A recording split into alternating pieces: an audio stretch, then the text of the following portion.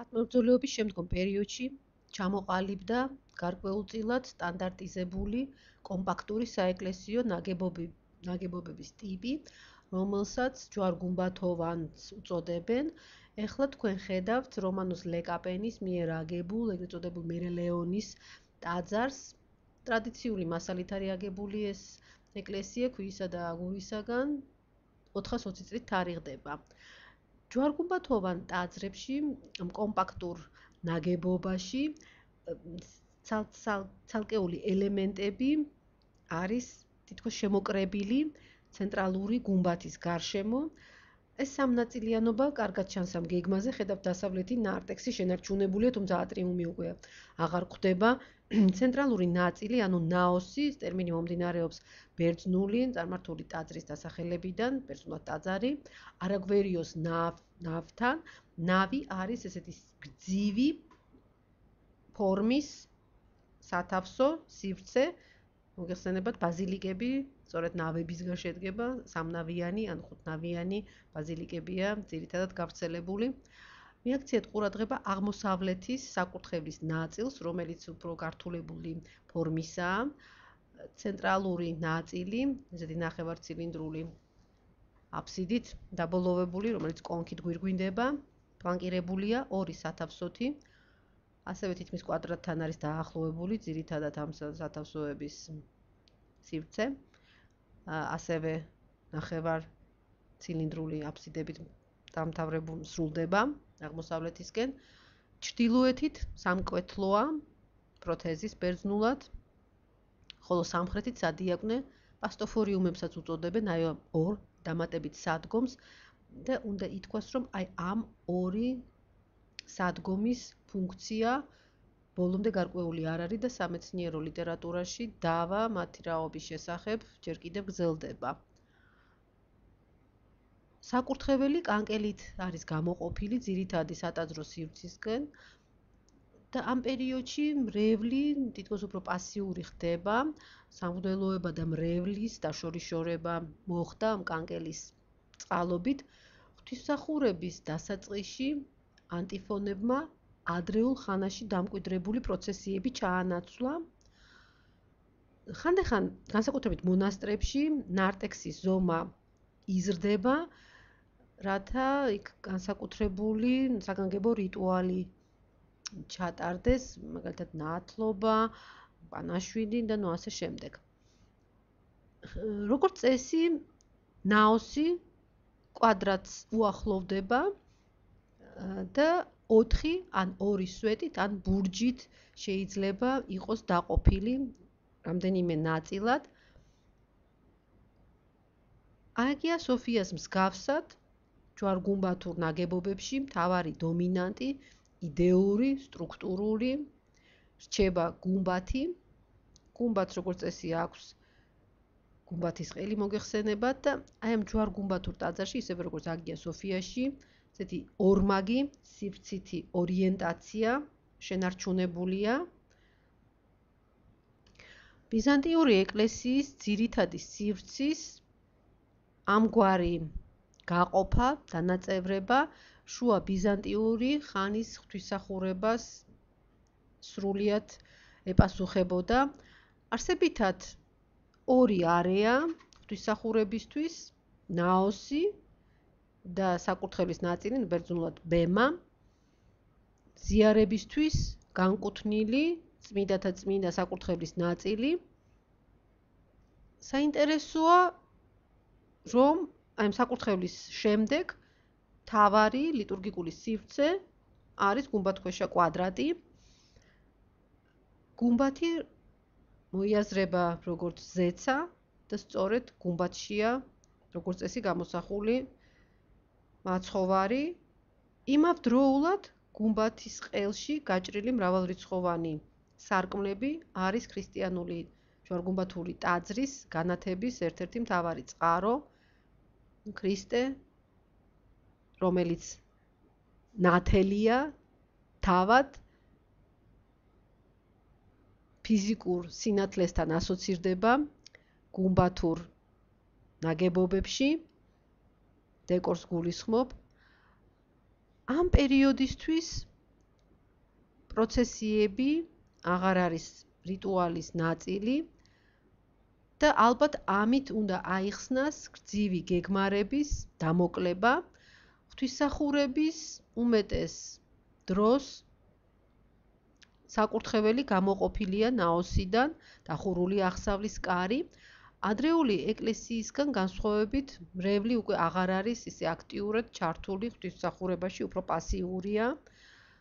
ნაოსის მოწყობის მრავალი ვარიაცია არსებობს, ისევე როგორც სახვით ხელოვნებაში, ქრისტიანულ სატაძრო არქიტექტურაშიც ჩამოყალიბდა გარკვეული კანონიკური პრინციპი, გარკვეული კანონიკური სისტემა, თუმცა ეს არ ნიშნავს ერთხელ და სამუდამოდ მოცემულ გაყინულ სქემას. აი უკვე ჩვენ მიერ განხილული და ჩამოთვლილი ეს ელემენტები იძლევა საშუალებას ძალიან მრავალი ვარიაციისა. ამ სლაიდზე თქვენ ხედავთ ბალკანეთში გავრცელებულ საეკლესიო ჯვარგუმბათური ტიპის ეკლესიების სხვადასხვაგვარ ვარიანტს გეგმარებისა. ხედავთ, რომ ის ელემენტები, რადგანაც ვილაპარაკეთ, ნარტექსი, ნაოსი, საკურთხევლის ნაწილი, ეს სამნაწილიანობა ყველგან არის დაცული, 9 ნაწილად, 9 უბედ დაყოფილი 4 ბურჯით, ანუ 4 სვეტით, ნაოსი და სამნაწილედი აღმოსავლეთი საკურთხევლის ნაწილი.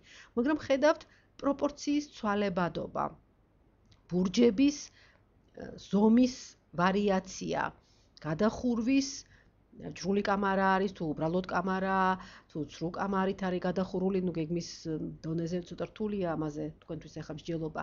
მაგრამ აი რომ დაუკვირდეთ, ხედავთ ეს პასტოფორიუმები ხანდახან დაკავშირებულია საკურთხეველთან, ხანდახან კარით, უმეტესწილად ნახეთ აი გაჭრილია კარი და დაკავშირებულია.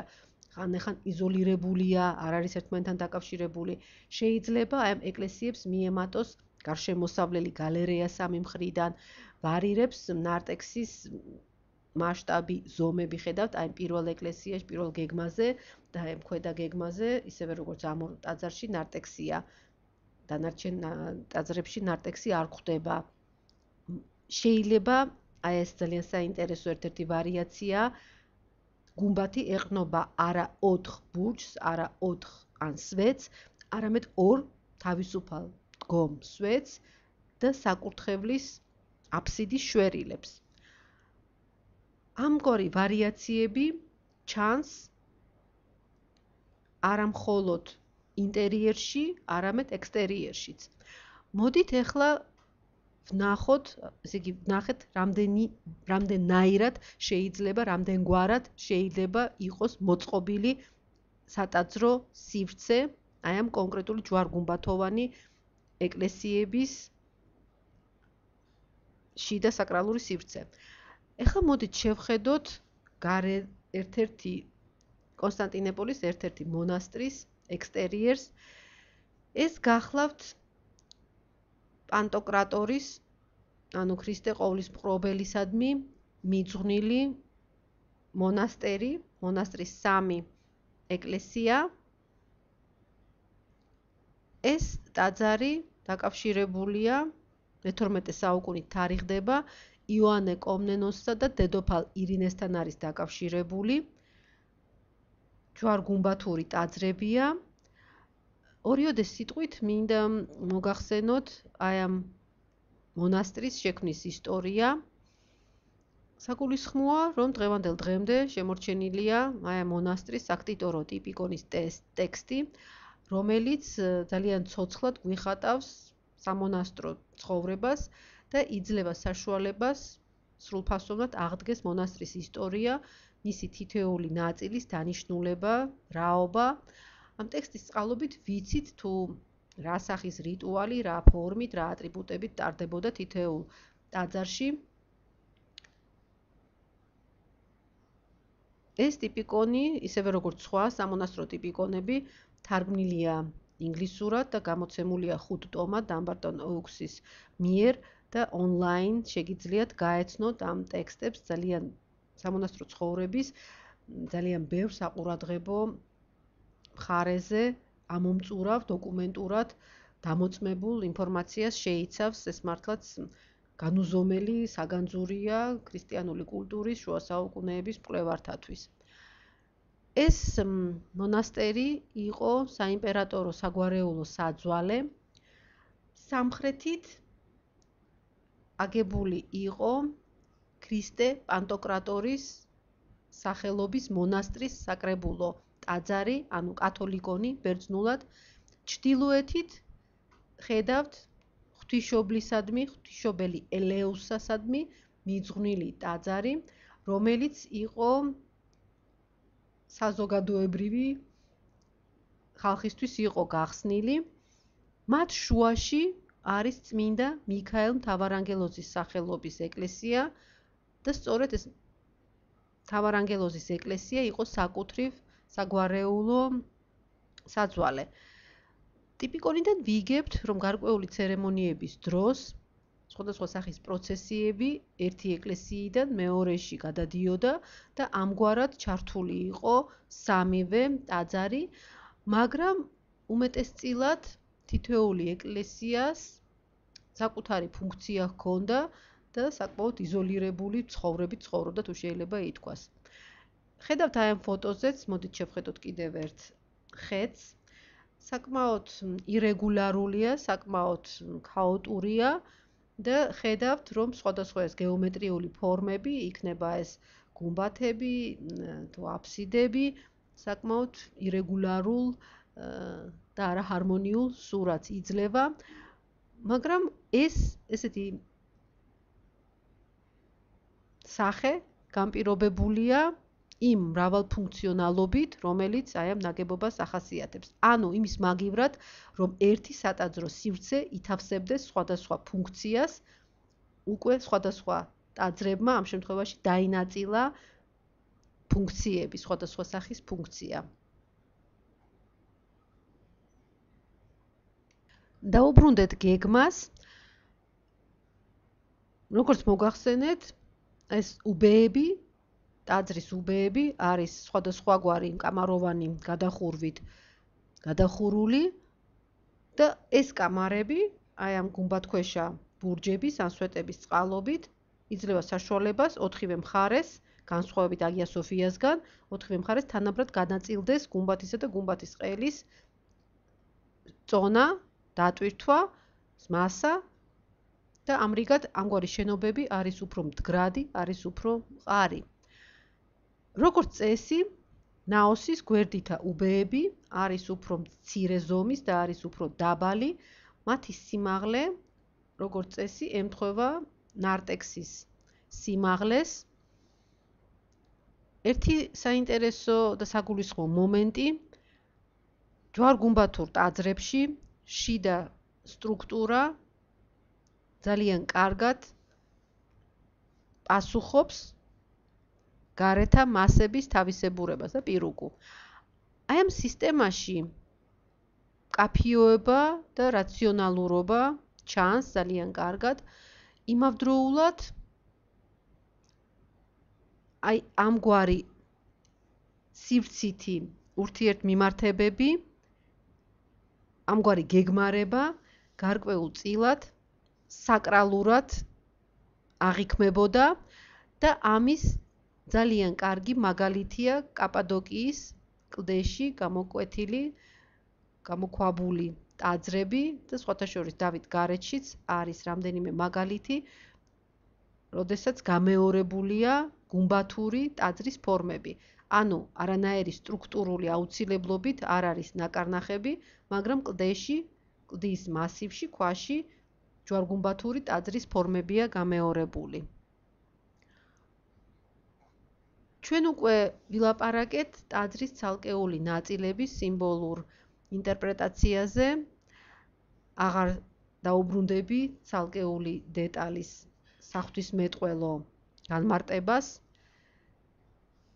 ის, რომ ღვთისმსახურება განაპირობებს ტაძრის მხატვრულ, სტრუქტურულ თავისებურებას, ძალიან კარგად თვალსაჩინოვდება ათონის ლავრის ეკლესიის მაგალითზე. თქვენ აქ ხედავთ ნახატებს, აი ეს მარჯვენა ნახატი არის მე-18 საუკუნის უკრაინელი პილიგრიმის ჩანახატი ვასილ გრიგოროვიჩ ბარსკის მიერ შესრულებული. აქ ხედავთ გეგმას, ხოლო ქვემოთ არის ტაძრების მასების სქემა მოცემული. მე-10 საუკუნეში ათონზე წარმოიშვა ახალი თავისებური არქიტექტურული ტიპი, ეგრეთ წოდებული ტეტრაკონქი, სამაფსიდიანი ტაძარი. ხედავთ გუმბათი ტაძრის ცენტრში, ეს საკურთხევლის აფსიდი და ჩრდილოეთი და სამხრეთი მკლავიც, როგორც ხედავთ, იმგვარადვე არის მოწყობილი. ახლა რითი იყო გამოწვეული ამგვარი მოდიფიკაცია? ათონზე გრანდიოზული ლიტურგია იმართებოდა, ორი გუნდი ანტიფონურ გალობას ასრულებდა და ამისათვის საჭირო იყო სატაძრო სივრცის გაზრდა, ამიტომ გაიხსნა გვერდითა მკლავები და მიემატა აფსიდების ნახევრადცილინდრული სივრცე. და ხედავთ, აი აქ ნაჩვენები აქვს კიდევაც, აი ამ გუნდების განლაგება სატაძრო სივრცეში უკრაინელ მომლოცავს. აი ამგვარი იყო თავდაპირველად, როგორც ფიქრობენ, ტაძარი, ხოლო შემდეგ აი დაემატა აი ესეთი ცილინდრული, ნახევრადცილინდრული მასები. ამგვარი ტრიკონქები საქართველოშიც არის გავრცელებული. კიდევ ერთი საყურადღებო ჯვარგუმბათური ტაძარი მინდა გაგაცნოთ, ეს არის თესალონიკის მე-14 საუკუნის წმინდა მოციქულთა ტაძარი. ხედავთ, აქ ერთი გუმბათის ნაცვლად რამდენიმე გუმბათია, მაგრამ უნდა ითქვას, რომ სატაძრო სივრცე საკუთრივ ნაოსი თლიანი ტაძრის დაახლოებით 1/3-ს იკავებს. გარშემოსავლელებია, აი ეს ნაწილი არის გარშემოსავლელები და თვითონ სატაძრო სივრცე არის ძალიან ვიწრო, ძალიან მცირე, გუმბათის ყელიც ხედავთ არის საკმაოდ ვიწრო და მაღალი. შიდა სივრცე არის საკმაოდ დაქუცმაცებული და მრავალი მცირე ერთეულისგან შედგება.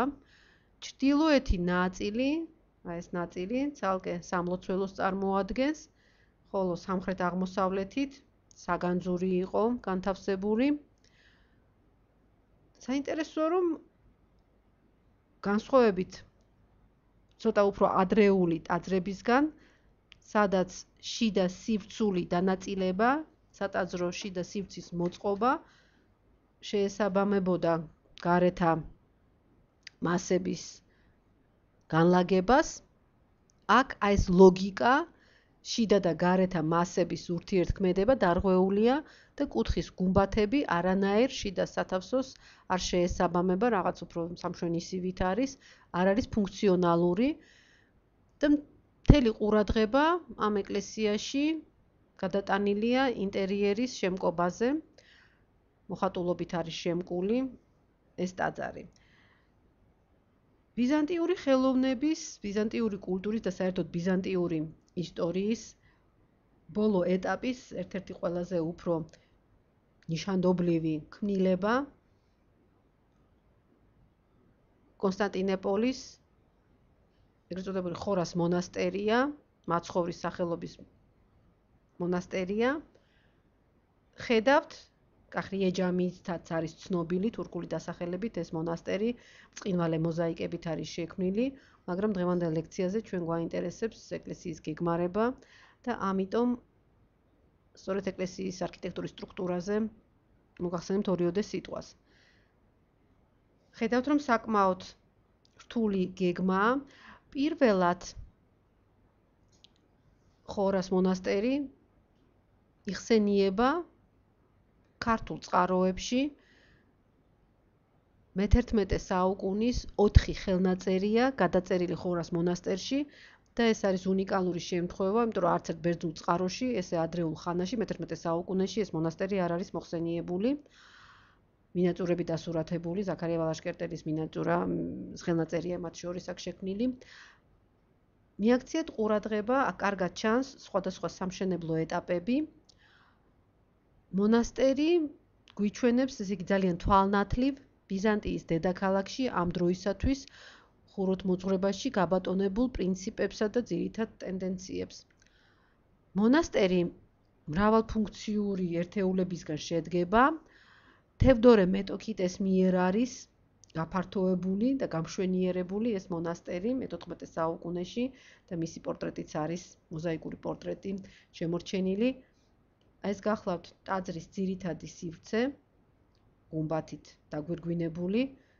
ხედავთ საკურთხეველს, პასტოფორიუმებს, გალერეას, ნახეთ ექსონარტექსი და ეგრეთ წოდებული პარეკლესის, როგორც წესი, საძვალის როლს ასრულებდა სამხრეთით განლაგებული ეს ნაწილი. როგორც ამ გეგმაზე ჩანს, შენობაში ბატონობს ასიმეტრია. აქ ჩანს სრულიად ახალი მიდგომა, თითქოს სრულიად შეგნებულად, გამიზნულად არის დარღვეული სიმეტრია, ჰარმონია და ამ გეგმაშიც კარგად ჩანს, თუ როგორ არის დაქუცმაცებული ერთიანი სატაძრო ორგანიზმი. თითქოს შეგნებულად არის, კიდევ ერთხელ უსვამ ხაზს, შემუშავებული, აი ამგვარი გეგმარება, თითქოს ერთგვარი მანიერიზმი ჩანს ამ ნაგებობაში, ცალკეულ ნაწილთა, ესე თავისებური მიმართება ერთთლიანობასთან.